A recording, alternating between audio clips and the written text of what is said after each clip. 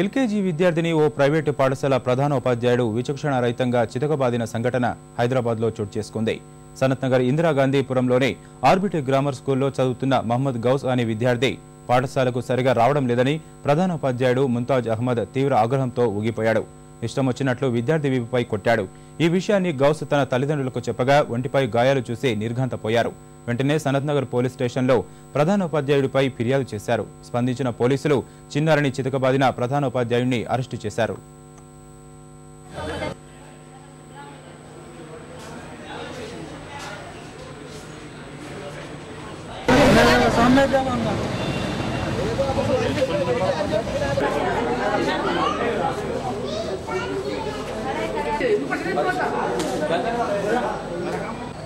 उनके भाई की छोटी बीवी है, वो बोल रहे सर अम्मा मार नहीं सकते।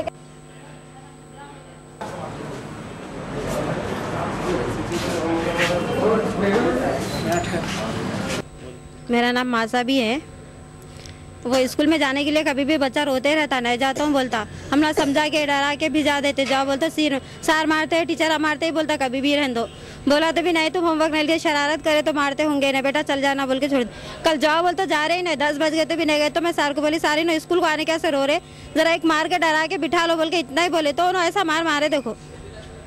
अब मैं पूछे तो क्या बोले तुम मारो, बोले ना मैं मारा, बोलते मैं एक मार के डरा के बिठा लो, बोले तो ऐसा मारते क्या बोल के पूछे तो मैं होना बोल के नहीं मारा, वो लकड़ी पतली थी मार लग गया बोल के बोल रहे। उनकी बीवी बोल रहे बच्चों को अम्मा नहीं मारते क्या, बोलते बोले अम्मा ऐसा मारते क्या बच्चों को, अम्मा नहीं मारते ऐसा इतना बुरा बेहतू का मार, बोलते गलती से मैं लग गया, वो होना बोल के नहीं मारे बोल के बोल रहे लोग। पूरा हाथ पे मारे तो दिख के आता बोल के पीठ पे मारे बोल के बोल रहे। బాబు అసలు 4-5 రోజుల నుంచి వస్తుందో బుక్కలు బ్యాగులు పెట్టేసి వెళ్ళిపోతాడు.